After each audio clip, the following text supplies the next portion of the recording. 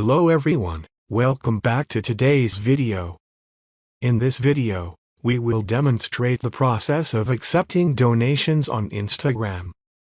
To begin accepting donations on Instagram, you must first access the Instagram application or your account.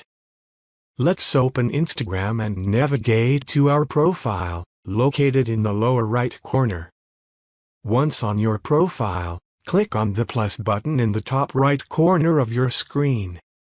If the donations or fundraiser option is available in your region, you should see it here. In this section, you can create your fundraiser. However, in some countries or regions, this feature may not be accessible due to a lack of support in that specific area.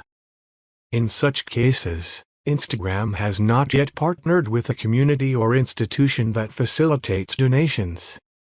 Therefore, you will be unable to use this feature. If you want to get donations, you gotta make a different platform for it, like a GoFundMe account. Once you've done that, you gotta link it to your Instagram account. First, you gotta have a business or professional account. You can change that in the settings. Once you've done that, click on Edit Profile and add your GoFundMe link in the website section. Then, people can just click on the link in your profile to donate.